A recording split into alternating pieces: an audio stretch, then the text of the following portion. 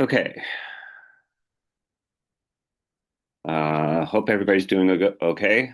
Uh, had to we had a um, internet outage in our apartment today, so I had to come up to my office in San Francisco at San Francisco State. Um, so just another reminder of how we can't do anything without the internet. Um, so I have what I think is a pretty exciting class today. Talk about Michel Foucault again, um, to specifically talk about his famous work, Discipline and Punish. Um, I have another poll for you about data and privacy and surveillance issues. If you remember from the last class, we talked about how Foucault was centrally interested in the question of how power operates through a kind of surveillance and discipline, sort of like of controlling people by watching them or by at least, kind of like threatening to watch them. Um, so that'll be kind of the theme of today's class, and then we'll have that poll, which I think is pretty interesting based on some research that was done by the Pew Research Center. Uh, as far as the class is going, remember that you have your next writing assignment that is due on Monday, your third writing assignment. Next week, there will be a quiz that kind of wraps up what we've covered over the last 4 or 5 weeks. Um, because I had no internet this morning, I'm a little bit behind on the grading and administrative things. So I'm hoping that I can get to those later today or tomorrow. um, I think that's pretty much it for the announcements. Um, I guess we might as well get started with looking at Michel Foucault. So I'll go to the screen share. As always, those of you who are here live with us, first of all, thank you for being here. And second of all, if you feel inspired or have a question or are confused about anything, feel free to ask a question, to throw your hand into the chat or unmute yourself. And that's always, as I say in every class, a very helpful part of having these online sessions. So we've been talking about Michel Foucault, and did just as I did with the last class, just a few little PowerPoint slides to help kind of orient us to his career. We talked about last class on Monday about how he is very interested from an early age with questions about mental illness, madness, the sort of like medicalization and hospitals as forms of social control and power, and our sort of like whole definitions of how society defines, health or what we would today call wellness, versus how society defines madness, pathology, deviance. Foucault was very interested, as we said last time, in sort of like the darker side of human existence and the way that societies and governments and institutions try to control and enforce power over those darker sides of humanity. So his first book was this work called Madness and Civilization, that talked about the difference between, how up until the mid 17th century, people who were considered mentally ill were not necessarily like confined to institutions. They roamed freely among the sane, and in certain forms of art and literature, you could see the way that the mentally ill are depicted or, sort of included say in the theater of Shakespeare, the plays of Shakespeare, or in the sort of famous paintings of like the Ship of Fools. The people who were considered mad or mentally ill had a certain kind of like status. They had a certain kind of they were seen as like definitely like different and other, um, but like as also possessing some sort of like nuggets of truth and wisdom in them. Um, Starting in the 17th century, this period that Foucault calls the Great Confinement, the mad begin to be more confined and quarantined into institutions, treated in the same way that lepers and those who were more like physically ill were treated. And so, in part of this process, Foucault is saying that Western society, Western civilization, in Europe, basically came to create this like kind of binary, this dichotomy between madness and reason, or as the book suggests, madness and civilization. And so it's later on into the 19th century that mental illness comes to be seen as something that like a medical condition, something that needs to be treated in a sort of medical institution, particularly through psychiatry. So this is basically like Foucault's first book that comes out when he's, I think, maybe 35 years old or something of this matter, when he is a young man still at that point. The book that we talk about today, Discipline and Punish, you could think of as a kind of an extension of this work that he had done on the Great Confinement and the sort of medical treatment of madness. And so, Discipline and Punish is all about sort of the various ways in which society, particularly government institutions, and in this book, prisons, how they have created a kind of an architecture of surveillance. And he begins the book with, as I mentioned on Monday, this very violent and gruesome description of an old form of medieval torture, in which somebody who had been accused of killing the king was what they called drawn and quartered, where all of their four major limbs were tied to like horses running in opposite directions. And so this kind of um, medieval torture story is supposed to, like disgust and revolt us as modern readers, with the idea of like, oh, aren't we so much more civilized now and so much more humane and progressive, and we use reason and we don't inflict cruel and unusual punishment like they did back in the medieval days. And so then the rest of the book, after having started off with this gruesome depiction, the rest of the book, Foucault will try to undermine those expectations of the modern reader. And Foucault will say, essentially, like, you modern people, you think that you've gone beyond these kinds of medieval forms of torture. And in some, ways you have, but in other ways, the apparatus of power, the apparatus of surveillance and discipline and punishment is actually more widespread in our society, in modern society, than in medieval society.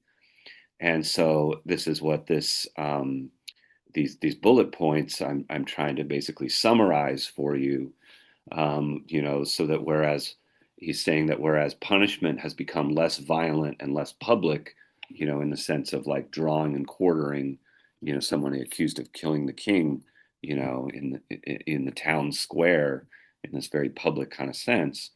Um, in our modern societies, it has been replaced by practices based on surveillance and discipline, which are often seen as more humanitarian, but which Foucault considers to be more insidious and invasive.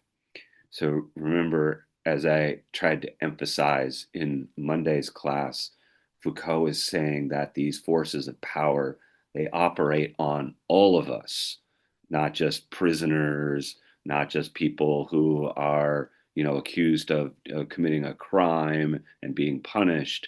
These forces of power operate on all of us at even the most like kind of personal dimensions of our existence, like in our body, in our relationship to our body, in our relationship to our sexuality, to our concepts of health, um, to our sense of like the soul, or some sort of like spirit.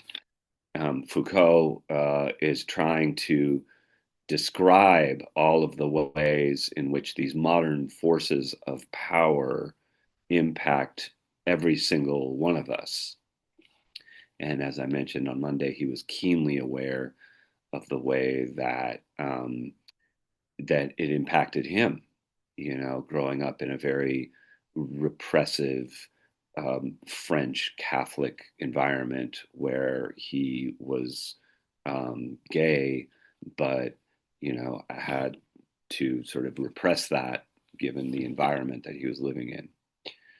So the key instrument of social control in the modern age is this thing he calls the panopticon, like literally translates to all seeing. The panopticon is an architecture of surveillance where everyone can be seen, and yet they do not ever know whether they are being watched. And so, because we're all, we can be seen, but we never know whether we're being watched, we like internalize that kind of the forces of power and begin to act as if we're being watched, even though we don't necessarily know at a given time whether we are or not. We just kind of act as if we are always like under the microscope, or that we are in one way or another being surveilled.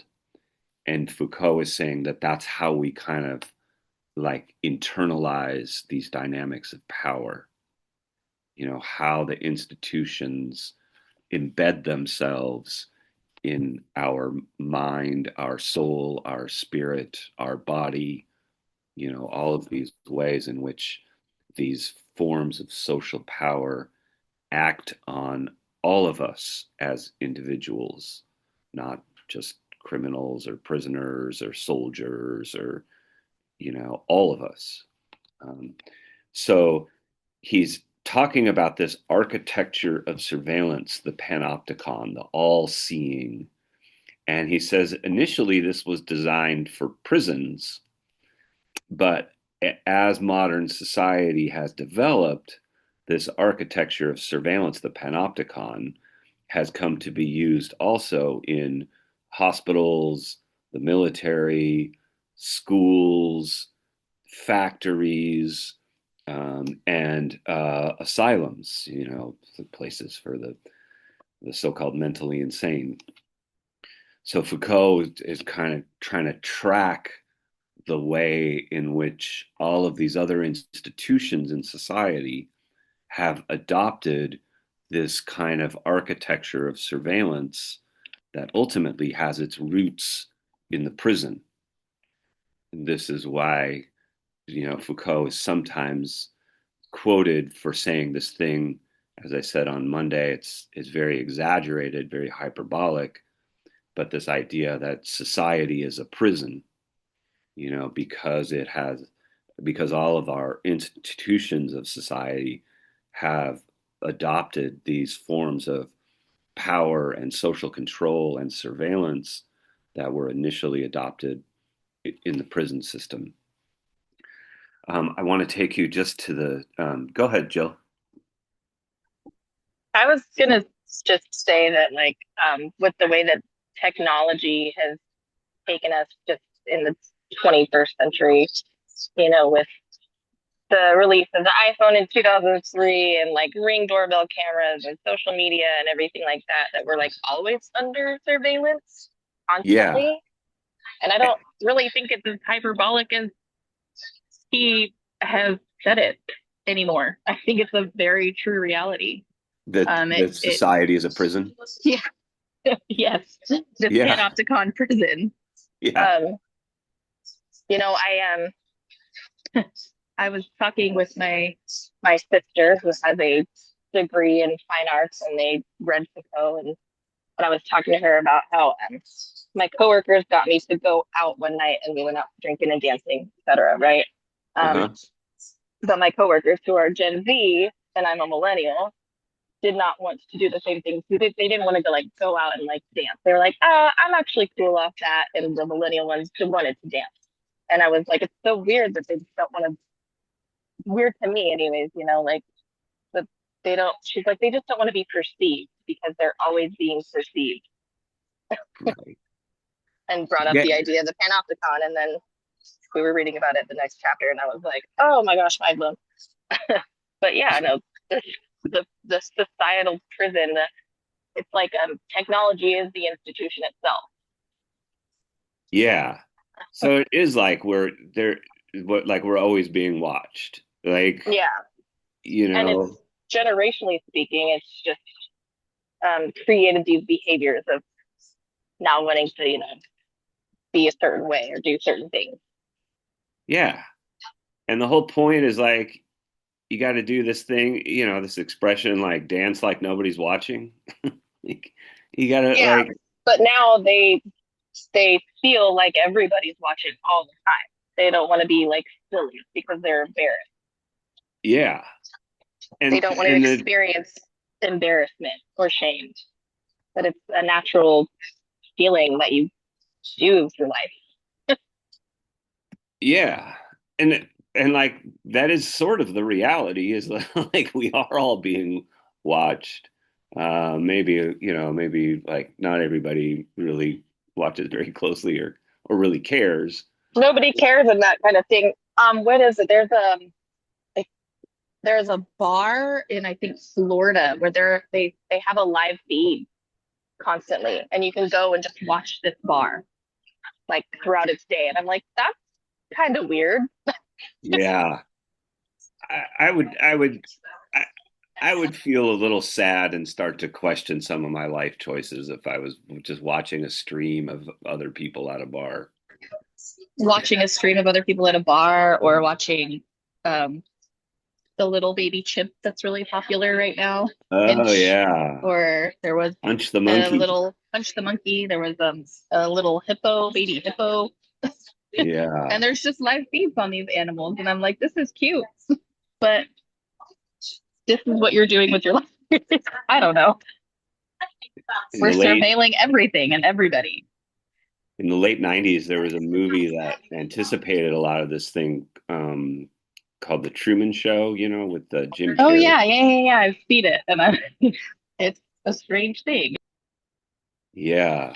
It like anticipates a lot of this sort of thing in a time before that kind of streaming, like where there are people that stream their entire existence, on online.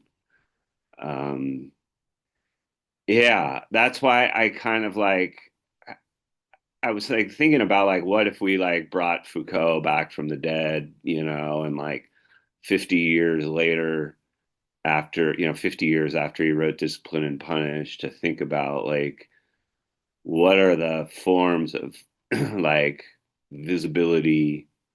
um I could actually show you guys in my next slide. I put this is the sort of approximate architecture of the panopticon. So you see like all of the cells there are individualized. So that's one of these dimensions of power, is that you have to separate individuals from each other. Everybody has to be in a separate like cubicle or cell, or whatever, like, so you sort of like divide and separate people, and then there's the tower in the center where like the tower can, the person in the top of the tower can see any of those, into any of those cells at any given time.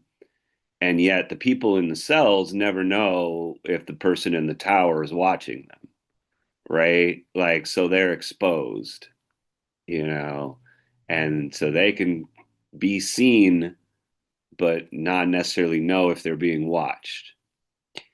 And so then they internalize this sense that like they're always being watched, even though it's really actually kind of impossible for that one man in the tower to watch everybody at the same time. So Foucault is talking about this as like the architecture of surveillance that got developed, sometime like in the 18th century. Um, it allows, the term he uses is an unequal gaze, the constant possibility of observation. But now, yeah, like they're, because of the technologies with the the phones and social media and the internet and everything like that.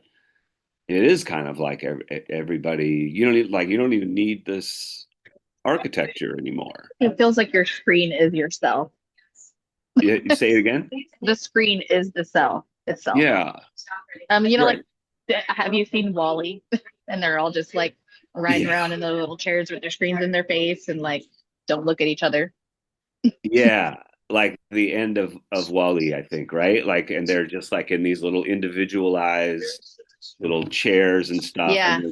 they're just like stuff in their face, full Drinking of, their little drinks. yeah, Like their just social spaces online, but it's just that's their society. It's the prison cell of the screen.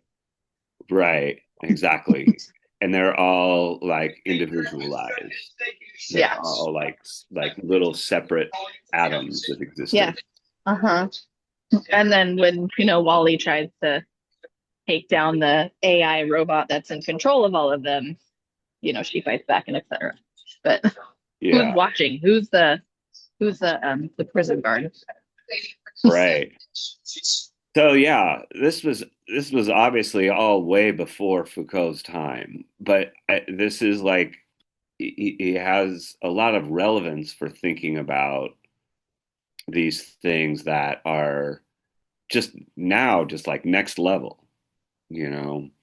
And so how to what extent these things are continuous with, like for example, you know, thinking about um, just like what you Google and the information that you have and your personal information out there.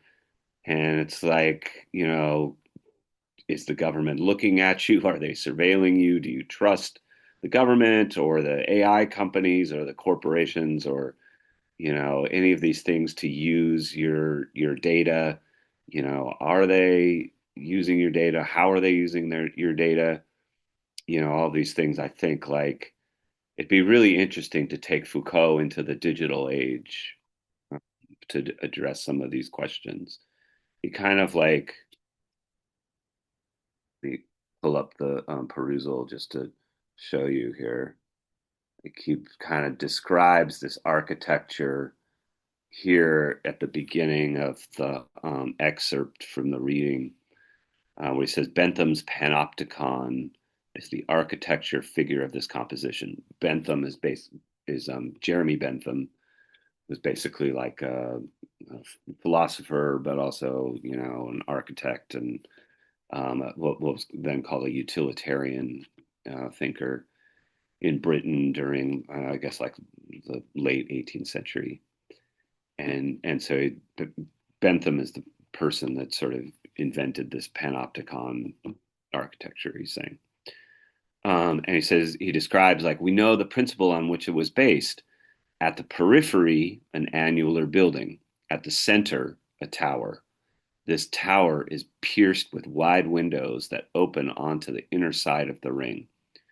The peripheric building is divided into cells, each of which extends the whole width of the building. And he continues to describe this like architecture, you know.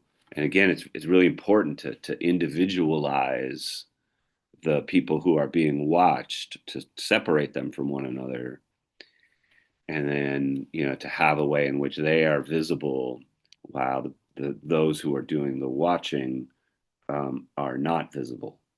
You know, so he says all that is needed then is to place a supervisor in a central tower and to shut up in each cell a madman, a patient, a condemned man, a worker, or a schoolboy. So you notice how he's saying like all these other institutions become kind of modeled on the prison. So whether you're like a mentally ill patient, whether you're like a physically, like a hospital patient, a condemned man, like a criminal or prisoner, but also whether you're a worker. So a lot of these techniques got adopted by factories, you know, and to exercise surveillance over the workforce or a schoolboy, right? So a lot of this same kind of like logic of power and surveillance gets adopted by schools, and to this day, we have this thing in the United States called, the school to prison pipeline, which is all about like how kids, particularly in more urban and impoverished communities, their experience of school is more like that school is like a form of social control. It's an institution of power, surveillance, and discipline rather than like an educational kind of thing.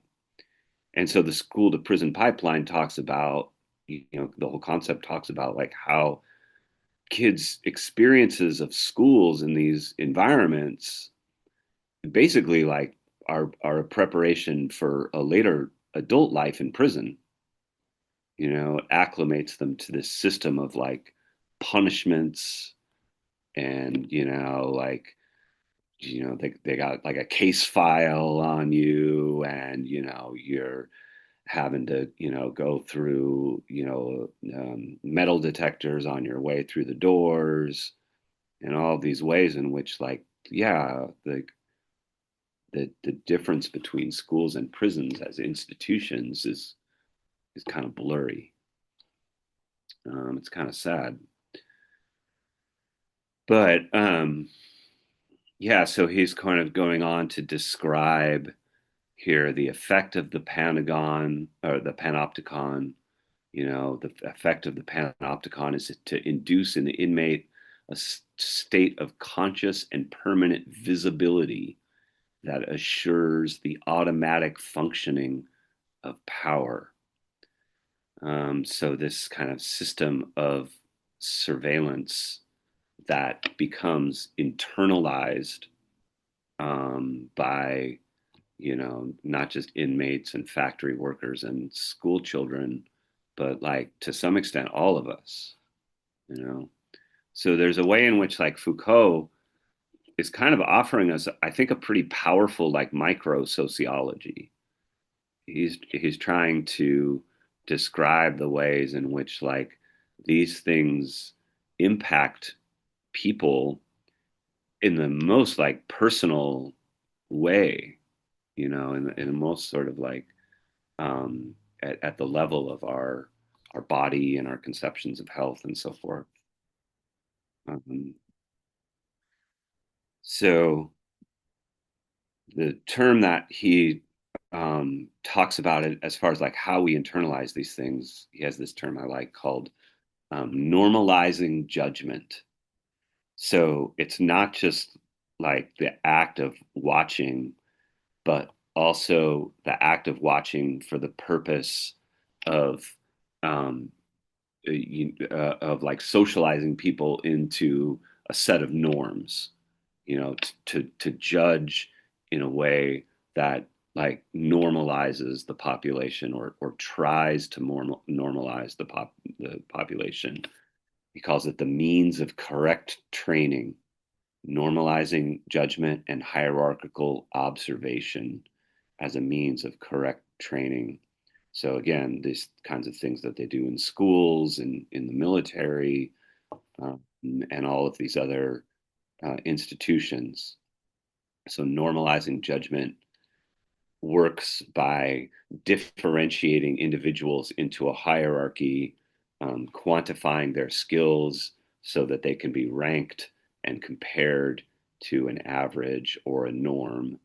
And it seems to me that he's describing here, especially like schools and the way that schools operate as a form of power, um, by like individualizing and ranking individuals into a hierarchy based on like their test scores or based on some sort of like behavioral kinds of actions, the ways that students from a young age become acclimated to these systems of power.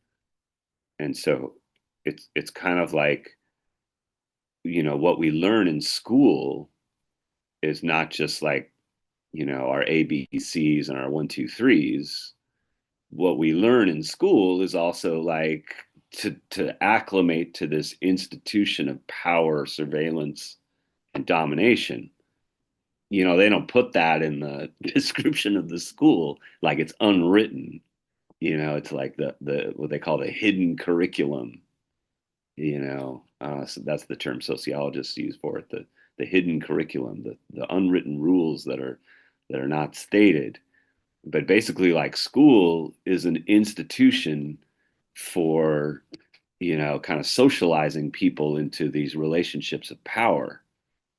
And when you think about it that way, it's like, oh yeah, no wonder are these all these kids that really hate school, because they don't experience it as like an educational environment, in which like they're encouraged to express themselves and be critical thinkers, and they experience social control as like an authoritarian institution that's there to like discipline and punish them, you know? And so it's like you look at the American school system, and it's almost like two school systems, like where, for the wealthier, more privileged kids, they go to school, to kind of like discover who they are and discover like, how they think about things and just to express themselves and that sort of thing. And then at the sort of lower end of the socioeconomic spectrum, among working class and poor kids, especially in urban environments, their experience of school is something totally different. They experience school as like, almost like the rest of us would experience like the military, as like an authoritarian, hierarchical institution of power. And so hence, that's another way in which like there's this school to prison pipeline. Foucault has this thing I often would joke with my students when I would be, holding an exam or whatever, that an exam is a ceremony of power, an exercise of surveillance, a means of gaining knowledge about the individual, a means of quantifying, comparing, ranking people into a hierarchy. Um, that personally makes me think of like the SATs, or some other ways in which like, we are ranked and compared in these ways. So I remember once I was giving an exam to a different, class of students about Foucault, about Foucault and some other things, but Foucault was on the exam, and I called it a ceremony of power. And some student was like, "Oh, isn't that kind of hypocritical of you? You're teaching the these things, and yet you're also participating in the ceremony of power by giving us this exam." And I think he was basically trying to get out of taking the exam. It's funny. We all participate in these ceremonies in this prison society. Yeah, exactly. So this is actually to Foucault's point. He's like, even the watchers are being watched. Like, even the people who exercise surveillance, they have a boss. They have somebody who's watching over them. And that was exactly my point, was like, well, I could like not give you an exam at all, and I could just give everybody A's. But you know who's going to get in trouble if I do that is me. Like, as a teacher, I'm going to get a call from a dean or a provost or, an associate, somebody or other is going to be like, hey, your grade inflation is out of control here. So like even the watchers are being watched, you know. Somebody brought that up about like, also about like using perusal, right? Which is this kind of like panopticon of, of educational instruction.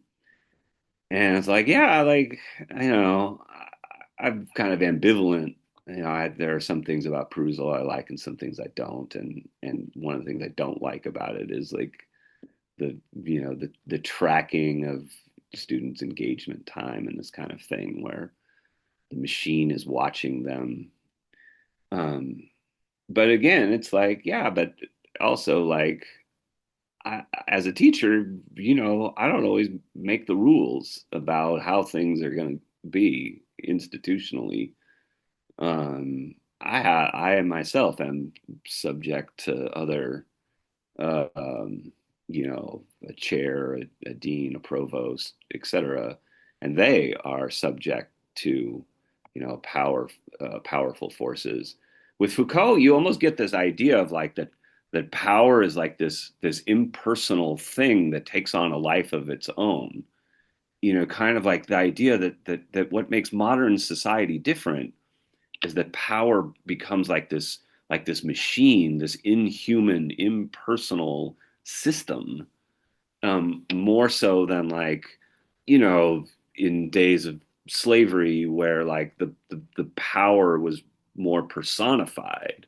Like you had a slave master, you had maybe like an overseer or somebody who carried out the slave master's dirty work. But like there was always like there was a face behind power. And increasingly in modern society, like power is kind of like faceless and impersonal. That's like, we gotta like rage against the machine. Yeah, it feels like we've like created this monster, but it's just we're sustaining it by participating in it. Yeah, And it wasn't like meant to be created. It was just it like morphed into this thing. yeah. And it's like we kind of have to participate in it. Yeah. That's To that's the survive real rub. and Is yeah. like, I gotta Google stuff. And even though like I know it's just being fed into the AI machine, into the large language models, everything we all do online is feeding the beast of Yeah, large language my models. my boss does it. He does not have a smartphone. He still continues to be very adamant about using a flip phone because he doesn't know how to use a smartphone. He doesn't even have an email address. She had to create an email address for him and stuff. And when he has to go and pick up things, he'll call her and say, "Hey, I'm kind of lost. I'm at the corner of this and this," and she'll go on her Google map to like help him find his way. Wow. And she's like, "He Yeah. really needs to get one." But I'm like, I don't know. I kind of get it. Nobody ever bothers him. I'm kind of I have that inclination myself. But then Right. ultimately you end up having to like rely on somebody else. And I don't want to be like the man who then like has to rely on a woman to do the work to like to pick So up the extra labor to do the things that like I want to feel self-righteous about not participating in. yeah, she had to create an email address for him and she checked his email for like business things. And it's like, is it really helpful at this point? Yeah, right. And so like Foucault's kind of point is like there's no way out. There's no way to like what do people call it? Go off the grid. Like there's no space to go off the grid. That's the whole thing with this prison architecture. Like there's nowhere to hide. There's nowhere to escape to. This is what Foucault's kind of depressing. Um, he doesn't, you know, we could go into a whole thing about like Foucault has things to say about like resistance, and in his time there was like there was like a prisoners' rights movement in France in the late '60s, and there was obviously like the gay liberation movement. There were these movements of resistance in Foucault's time, um, but he also would see the ways that those resistance movements got like co-opted and absorbed and incorporated back into the machine. That's this is Foucault thought too, that like among other things power has the ability to absorb its opposition, to absorb its resistance. And so there you get the real sense of like that you read Foucault and you're just like, what are any of us supposed to do? Like it seems like not only is power is everywhere, but resistance is futile.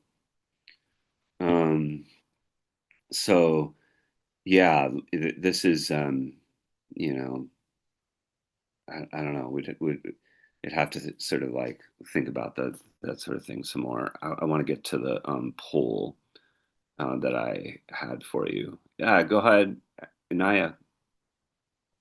It's pronounced Anhe. I'm sorry. It's okay. So what you were mentioning about like the power and stuff like that, I remember growing up, I would always like see movies that would always say like the man, it's the man doing it all and Yeah, things like that. And it's funny because I feel like now it's like the power you always think it's the government, for example. Like I was on the Walmart website and there was like a case of like 36 waters for like $50. And people are always making it seem like it's the government doing it, but it's people. It's like people who look just like you, everyday working people who are making it harder for other people. So like I don't really feel like it's always, the government. Of course, like for example, with, cost of living going up, people have to do what they have to do to survive. But I right. really feel as if it's us doing it to each other. Like like, for example, with Trump, I don't want to, be ignorant when I say this, but like I've heard recently, like, how do all these Hispanics or Mexicans or whoever vote for Trump when, he's against them? But when you look at it, it's like they don't see themselves as, the ones who are being deported or just like whatever it is. It's like, I feel like when you get to a certain level, you don't look at yourself like, based on race sometimes maybe it's like it's more about money, so it's like you could have grown up impoverished, but once you hit a certain tax bracket, sometimes you don't go back to help the people that were like you, and it's like you try to feed on the poor. It's not, I don't feel like it's only the government basically. I feel like it's everyday people that make it harder for other everyday working people. Yeah. Thank you. Thank you, Anaya, for that, for your perspective on that. That's really interesting. I wanted to say, oh, was there somebody else? Sorry. Um, just as far as like what you had said originally about like, yes, it is people, like it is a social force that is at work dominating over people's lives. Um, and the thing is that it comes to seem like this kind of impersonal force. Like you had mentioned, you know, prices going up, like inflation. And it's like, who exactly, how is that happening? It is through the actions of, millions and millions and perhaps billions of people participating in the sort of economic marketplace and these relationships of supply and demand and so forth. But those relationships between people are actions in the marketplace come to take on this like thing-like existence, this like objective life of its own. This was actually Marx's point about capitalism, is that capitalism is nothing but the sum total of all of our economic actions that we take every day, going to work, buying stuff, shopping on the internet. That's all the economy is just like human actions, millions, billions of human actions every single day, every hour, every minute. And yet the economy comes to take on this like thing like existence, the market, relationships of supply and demand, inflation, unemployment. These things become, objective, almost like the weather. So, that we're like, well, how are the markets going to react to this? Or, are the markets, um, positive or bullish or bearish. The markets become almost like this third person, this other entity, and it becomes like a kind of an impersonal form of social domination that's different from how, like, in pre-modern societies there was like a face to power, and now we're left with like, we have to like rage against the machine, like the machine becomes the enemy instead of like, I don't know, the king, or, like some enemy that has a face. Um, so I don't know if that totally like addresses what you were saying, but what it's just kind of what it made me think of in terms of like that, yeah, it is people that are doing these things. It is a social construction, the forms of power, and yet those forms of power almost seem like they're beyond people, like it takes on a kind of a life of its own. So um, I wanted to pull up the poll because this has to do with these questions around data and privacy and things of that matter. So here is the poll. Okay. It's 6 questions. For the first question, it asks, how concerned are you about how the government is using the data it collects about you? And the range of answers are very concerned, somewhat concerned, not very concerned, not at all concerned, or not sure. So, how concerned are you about the government, how the government is using the data it collects about you? The second question is about AI companies. How much do you trust that companies that use, it should say that use, or should say will use, how much do you trust that companies will use artificial intelligence responsibly, AI? So, how much trust do you have in these companies to use AI? And so, a great deal, some, very little, not at all, or not sure. The third through fifth questions are also asking about AI. And so, the third question says, as companies use AI to collect and analyze personal information, This information will be used in ways that people would not be comfortable with. Do you agree or disagree? So the third question is basically, do you agree or disagree that AI companies or AI is going to be used in ways that people would not be comfortable with? Fourth question is, as companies use AI to collect and analyze personal information, this information will be used in ways that were not originally intended. Do you agree or disagree with this statement that information will be used in ways that were not originally intended? The fifth question is, as companies use AI to collect and analyze personal information, this information will be used in ways that could make people's lives easier. So this fifth question, is about this information will be used in ways that could make people's lives easier. And then the sixth question, I'm just really curious about this one personally. How often do you agree to online privacy policies right away without reading what the policies say? You know, we always get like, you sign up for a new app or whatever, and like you get, those terms and conditions that come down, the online privacy policies. How much do you just like automatically click agree? How often, do you actually read through these things?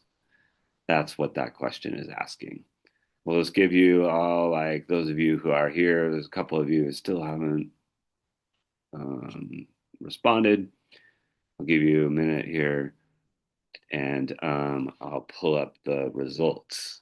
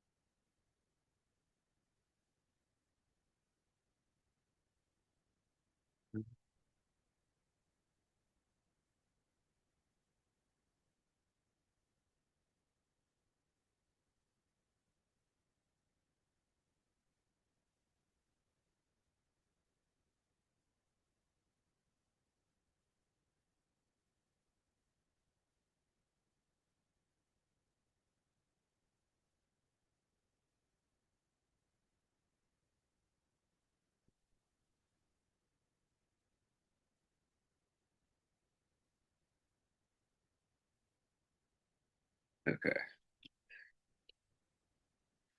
All right. So the first question asks about how concerned are you about the government and using the data it collects about you. Four of you responded that you're very concerned. One of you that's somewhat concerned. The thing I've found about interesting about this is, well, the amount of concern has increased overall among U.S. adults. They did this um, survey first in 2019 and then again in 2023.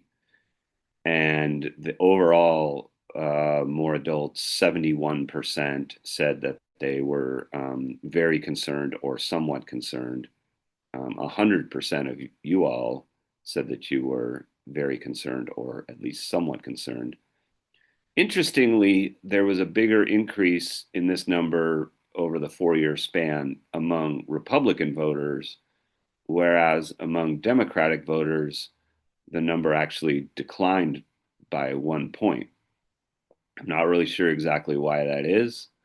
Um, it Republican one hypothesis I might have was that like between well at the time that the survey was taken in 2023, Joe Biden was still president, and so I think maybe like Republican voters were just like more fearful about things in general at that time, whereas Democratic voters were maybe more at ease with things.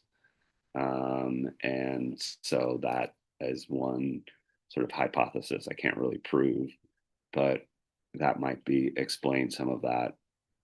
But overall, is something like, yeah, 70% of adults say that they're at least very concerned or somewhat concerned. I think Republicans might have gotten more concerned because the Democrats were in control of the government, or at least in control of the executive. And I just wonder, how, if at all, those numbers have shifted after 2024 and 2025. The second question asks about artificial intelligence and how much trust do you have companies. For the most part, it looks like 80% of you thought think have very little trust or not any trust at all that companies are going to use these things responsibly. And that again marks on to basically the average American among people that were polled. Among people who were polled nationally, something like it says 70% of people have very little or no trust at all in companies using artificial intelligence, and only 24% had a great deal or some. So even though we have a small sample size, we the numbers that you all are responding with are roughly similar to the way that Americans in general think. Um, so then these other questions were about like how much trust do you have that these information that is being collected for AI is going to be used. 78%. Oh, wait, this is not the right one. It's this one. Okay, so 81% of people said, predicted or said that companies would use information in ways that people would not be comfortable with. 100% of you all, like, yeah, they're going to use this ways and way, like, does anybody doubt this anymore? That people who, that these companies are going to use this information in ways that the rest of us are not comfortable with. It seems like a foregone conclusion at this point. Even in 2023, late 2023, when the survey was taken, people were like, yeah, this is pretty much what's going to happen. Likewise, with the question about whether the information would be used in ways that are not originally intended. And that is like about 80% in nationally, and 100% of you all. And then maybe the more interesting question, I thought, was about whether this stuff could make people's lives easier. And like most of you agree that indeed it will make people's lives easier. There's only and also nationally, this is the case. Like 62% of people said, like, yeah, AI's, it's going to be used in ways that people are not comfortable with. It's going to be ways, that were not originally intended, but it's going to make people's lives easier. That totally makes me think of that Wall-E thing that that like Jill was talking about. And it makes me question, I'm like, is that it might make people's lives easier. Is it going to make people's lives better? I don't know. I mean, there's some things like, certain kinds of tasks and chores that like, if AI can do it quicker, we're probably all better off for it, But in other ways, there's like, I don't think it benefits people to have things always made easier. Like, as an educator, I don't think, for example, it's a good idea to make like schooling easier necessarily. Like, you're supposed to kind of struggle. It's supposed to be kind of hard. It's like going to the gym, like no pain, no gain. And so, like, I don't think it's a good idea if it's like, oh, ChatGPT can make it easier for me to do the reading and understand the reading or something like that. You're kind of like supposed to struggle with it. It's like I wouldn't, if I wanted to get in shape, and I was going to go to the gym, I wouldn't be like, yeah, I want this robot to basically like run on the treadmill for me, and I'll just chill out on the couch, and like, and then that's how I'll like get in shape. I kind of know that like if I want to get in shape at the gym, like I got to go through a little like pain. I got to go through a little bit of like struggle. Like it's got to be hard. It's not supposed to be easy. That is how we sort of, grow as people. And so, you know, go ahead. Yeah, so I wanted to comment on that. I definitely agree. And I think that we live like now, the society when it's like when things are too hard, it's like I don't want to call it like the cancel culture, but I can't think of a good word or a good term for it because it's like people can complain now. It's like, oh, they're making it hard for us, or some type of way someone's rights were violated, or just whatever it is. But I definitely agree because it's even for me sometimes it's like hard to focus. And I remember growing up, I didn't feel that way. But I feel like in these last few years, like, post COVID, I think that like things have felt very much different. And, like even interacting with people, I don't, it's everything is surface level. Maybe it's just the people that I was talking to. I don't know. But it just feels very strange. Like it's the conversations are very just surface level and it's just it's hard to like form a thought sometimes and it's like it's I think that people this generation, once they're older, like 40s, 50s, they'll see how things really impacted them because, it even with like reading and things like that, it's like it's hard to do anything. And I've noticed so many people complaining about things and, like the teachers, for example, I have a sister who was a teacher and, she would, tell me about the parents and stuff like that. And it's like it's I think it's I don't want to say it's just like Americans, but it's strange the way things are okay now. Like you don't have to work hard anymore. It's like I think like even with social media, it's so many people popular for no reason, just because, they may look a certain way or they dated such and such. And I think that now, like this culture that we're in, it makes me wonder how is it going to be like 30 years from now? Like, do you even have to work hard anymore? Like, even interacting with people at stores, it's like the attitudes are so much more different from when I was growing up because like my mom told me, she always had businesses and stuff. It's like the customer's always right. Now these people want to argue with you. Now they want to, pull out their phones and film you and stuff. And I'm just like, it's so crazy to see how this has become accepted. Like it's if you say anything about it, it's like, or you're old or you don't understand or just like whatever it may be. And I'm just like, it's crazy to me that you can't even have like a meaningful conversation with people because like no one, I don't know. I don't even want to rant, but yeah, I that's my thought on that. Thank you for your perspective on that, and thank you for sharing. Yeah, I know I feel many of these same frustrations that you feel, and it is this thing about whether things getting easier is really a good thing. Um, if you all haven't seen it, or maybe you've heard of it, there's this show called Pluribus that was out this last year that is kind of like premised on, you know, it doesn't say this explicitly, but kind of like the idea that everyone has been turned into basically like an AI chatbot. So there's like a plague or a disease or whatever that has affected all of humanity, and the people that survive are all kind of remade into basically like an AI chatbot. So they know everything. They're like super helpful and friendly, in the way that like, Claude or whatever, like your AI assistant is, they want to help. Um, but it's like, you know, I don't really want to give away the story, but it doesn't turn out well.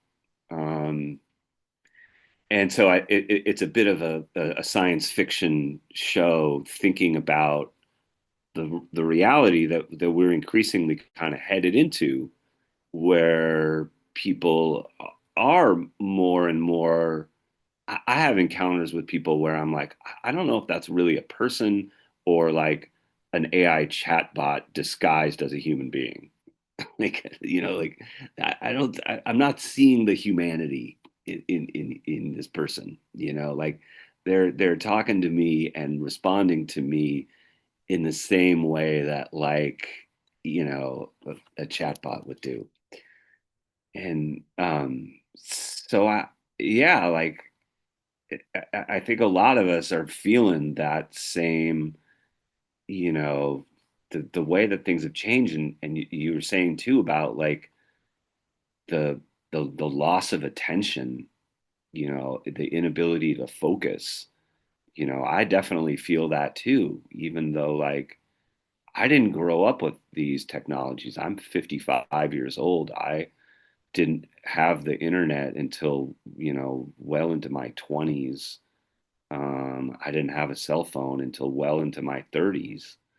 And yet, um, I feel that sense of like distraction and not being able to focus on stuff and always looking to my phone, in moments where, I don't want to do what I'm doing, or I don't feel comfortable where I am, distracting myself by looking at Instagram or, punch the monkey or whatever, like, just filling the void when sometimes like you just kind of have to sit and be present with the void or the discomfort, and it's like it's not good for me to have this phone to distract me.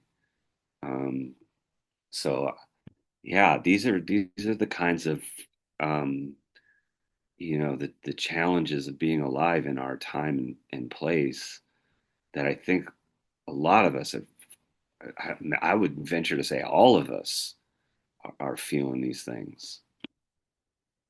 The last question is really interested in this because I know what I do is I always just like I just click. I'm just like agree because like I'm in a hurry to get something. I feel like the stuff is written like by lawyers for lawyers. So half the time, even as an educated person with a PhD, I'm like, I don't understand what I'm reading here. Like when I do try to like read the privacy policies or whatever, I often, give up.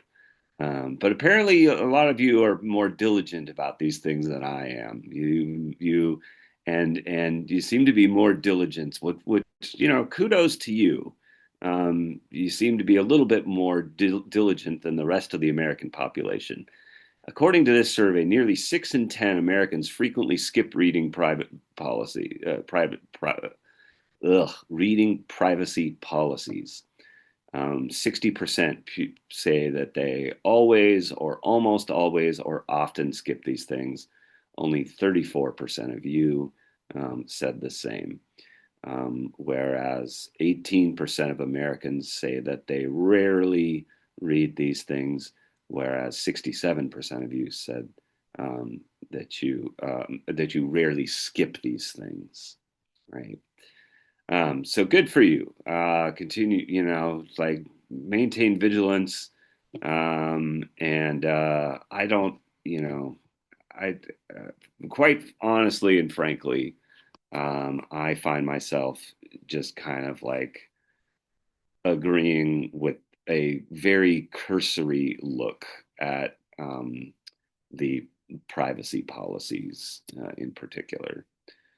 Um, so, and I feel like they're certainly not written to be read. They're not meant to be like really read by people. I think that they're really written by and for lawyers. This is like an interesting, in general, this survey. Like 70% of Americans are overwhelmed by the number of passwords they have to remember. I am definitely in that 70% of Americans. who are just like, I got too many passwords. And they asked, I guess they don't have the results of it here, but they asked this by like generation, like, do you write your passwords down? Do you keep a little, kind of file of them or whatever? Americans have been targets of data breaches and hacking. The way that this breaks down also by race, so that Black adults are more likely than other racial and ethnic groups to say they have dealt with an online hack in the last 12 months. Um, Americans have little faith that social media executives will, protect user privacy. That's kind of a no-brainer at this point. Um, there is bipartisan support for regulation to protect personal information, but nobody's going to do that in Congress because they all get way so much money from the tech companies, both of these parties, that like they have a vested interest in not regulating this kind of thing, even though there's like a overwhelming support among the voters when it comes to what politicians do. Generally speaking, donors matter more than voters. All right. Well, thank you. That was a fun class, even though we are talking about totally depressing stuff and the machinations of power in all its various forms. I appreciate especially those of you who chimed in with some examples and your perspective and just what it's like to live in this day and age with these forces of power and surveillance. I wish you a good day, and I will be back at you next week. We'll be looking at the social theories of Pierre Bourdieu. All right, y'all, have a good day, and see you next time. Bye bye.